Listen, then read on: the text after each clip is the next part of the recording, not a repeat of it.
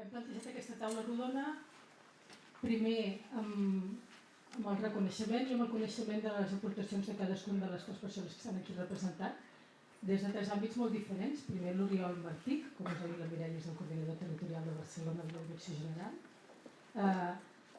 esperant que ens facis potser una aportació més d'aquesta visió general de com es planteja des de la Direcció General de Joventut l'orientació des dels serveis locals, des de les oficines joves. Després tenim l'Oficina Jove del Berguedà, que com sabeu té una situació particular en el sentit que aquesta comarca està formada per poblacions molt petites, estan donant un servei molt directe als joves de la comarca, i finalment el Consell Comarcal del Barcelonès, que els hem demanat que fessin una aportació més des de la seva experiència a l'assessorament virtual dels joves. Hem intentat trencar una mica els esquemes en aquest sentit i és anar a treballar en xarxa realment. Òbviament això és complicat, és difícil, però sí que hem de posar en valor una cosa, i és que nosaltres tenim l'expertesa i nosaltres som la porta d'entrada dels joves dels nostres territoris, i per tant hem de posar en valor això i hem de fer veure als altres agents que nosaltres podem donar accés a aquests joves.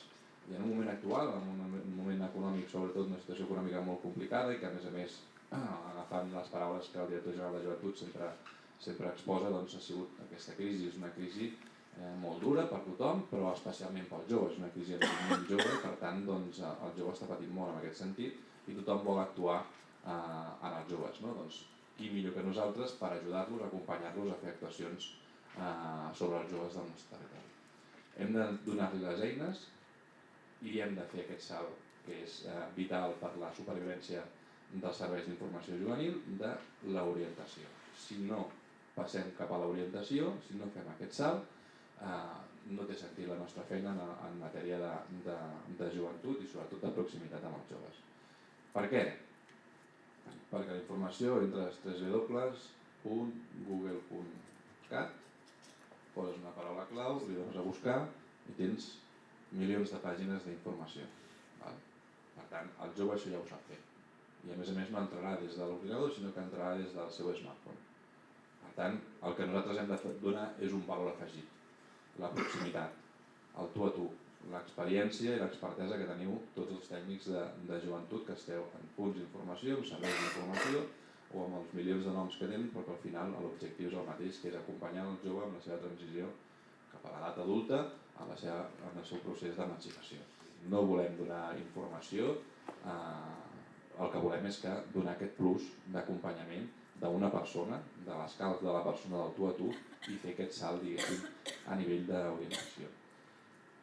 Això, que està bé i que no sé què, el que hem fet ha sigut l'aplicació mòbil, perquè al final el jove es mou amb les aplicacions mòbils i es mou amb el seu smartphone. I si volem arribar al jove hem de parlar el seu llenguatge, el seu llenguatge al mateix està dins de la seva butxaca. És que ja gairebé ni els ordinadors fa servir. O sigui, vosaltres mateixos segur que ho heu vist, aquells serveis d'autoconsulta que teníeu amb no sé quants ordinadors per connectar-se a internet, etc.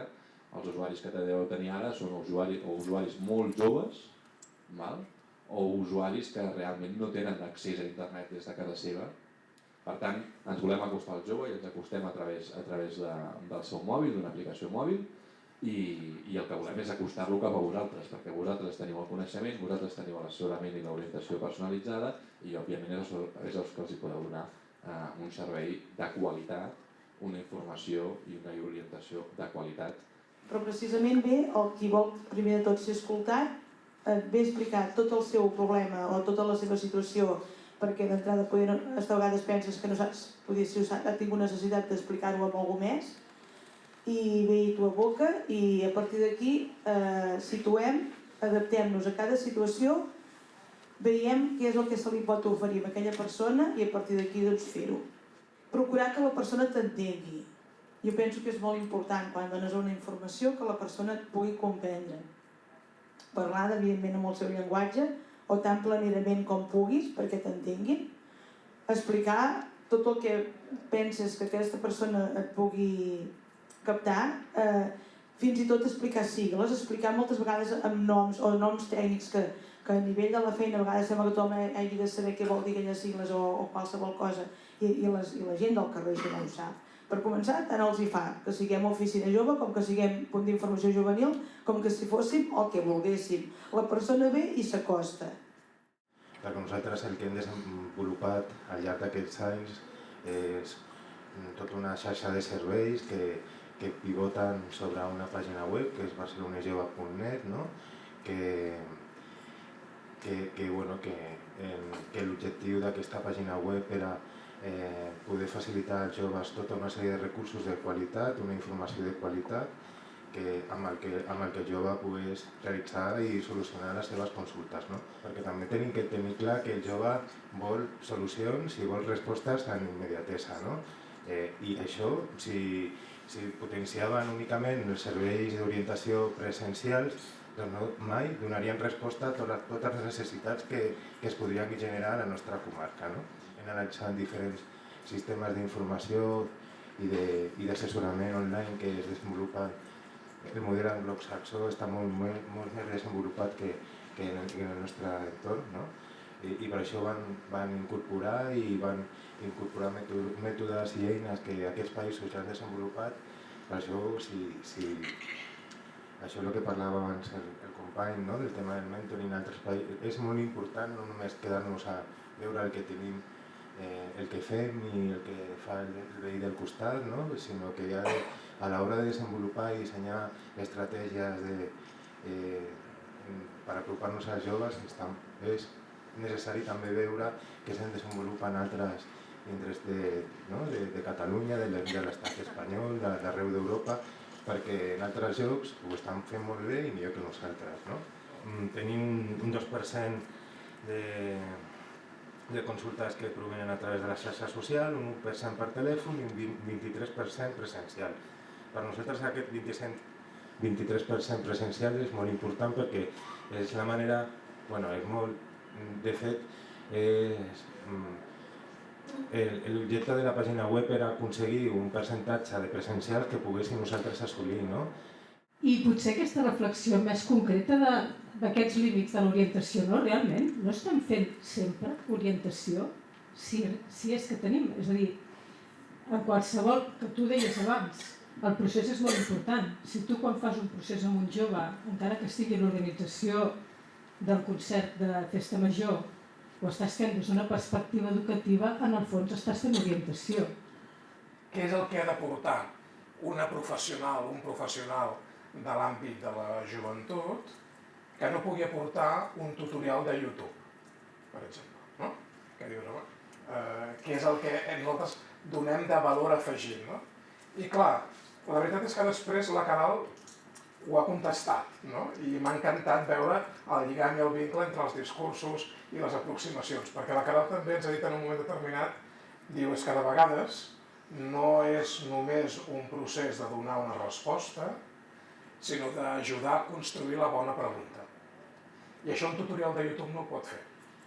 És a dir, el tutorial de YouTube dona respostes. Com cuinar panellets, com fer una entrevista de feina. I això està molt bé, és necessari, però no és suficient. Probablement cal també un professional que en temps i espai real i concret, amb aquest jove que ve al teu servei, a partir d'aquest diàleg, que estic d'acord amb la Caral, diguem-li com li diguem, el que importa és el corrent de fons de diàleg i d'acollida i d'acompanyament, doncs tu l'ajudes a que ell mateix o ella mateixa construeixi millors preguntes per autoorientar-se. Fer acompanyament a tothom és impossible. Llavors cal tenir clar quins són els grups en els quals vols incidir. Per això tenir una planificació i marcar-te uns objectius és molt important any rere any, i fer una avaluació contínua cada 3 mesos, de veure si no estàs arribant a aquests objectius, veure què està passant, o potser havies confiat o han sortit imprevistos que no puguis... Fer seguiment mica en mica en tot l'equip, no? Ha de ser cert que també... Llavors, clar, dius, per què carai ha d'haver una oficina jove internacional a cada lloc. No, això és una pèrdua de temps, sincerament. El que diu d'aquest àmbit diu d'un altre. Si hi ha uns llocs que ja ho fan molt bé, et veuen per demanar-te la convalidació dels títols a l'estranger. Perquè no és difícil, doncs mira, els derives a Saro, els derives al lloc on creus que més bé els hi poden fer aquest seguiment i penso que l'important és saber que hi ha aquests llocs per poder-ho dir a la gent. És que jo crec que tothom té en el cap quin tipus de joves li manca al seu servei, no? El seu poble, la seva ciutat, no? A quins joves li costa, no? Jo crec que pel fet de ser una administració pública hi ha molts joves que no s'ha d'aproparar, no? A no ser que sigui amb altres, no? amb altres metodologies i altres maneres de fer, no? Amb un treball de carrer, amb un treball de... No? Hi ha una sèrie de joves que difícilment anirà a un orientador, a un servei d'informació juvenil o si no és per mandat de la treballadora social que porta el cas familiar, no? Són coses que tothom sap mentalment a quins joves no arribem, no? Si agafo les dades fredes, diguéssim, que tenim, i et dic,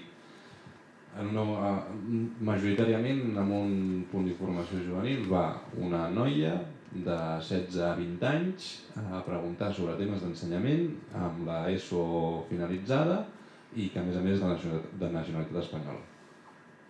I agafem un equipament i el convertim en un espai global on intentem donar solució a tots els perfils que hi ha, perquè clar, no tenim tampoc un perfil majoritari en un municipi o d'allò, no tenim una miqueta de cada.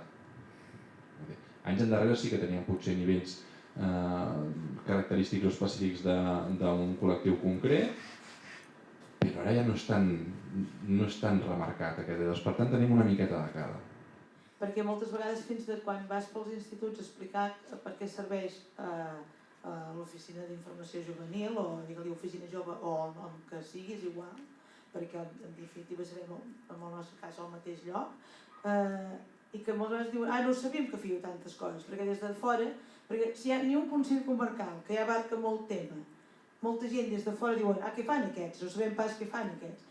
Doncs poder que ho expliquem i llavors quan tu dius tot el que fas, la persona també, el jove, queda una mica parat i fins de tots i dius expliqueu a casa vostra, perquè a vegades hi ha coses i de serveis i d'informacions que poder són més útils pels de casa seva que per ells. Amb el tema estudis tu pots anar a explicar processos de preinscripcions professionals, universitaris, el que toqui, però a casa vostra també ho han de saber.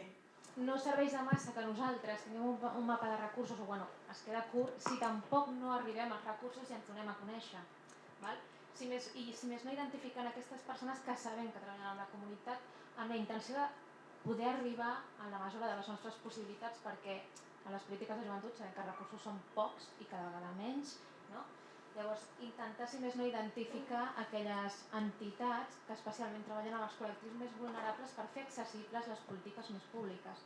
Dius, a veure, quan no sapigueu on anar, veniu.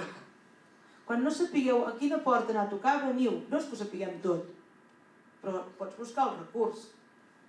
Perquè és que si no et trobes molt sol. Diputació de Barcelona.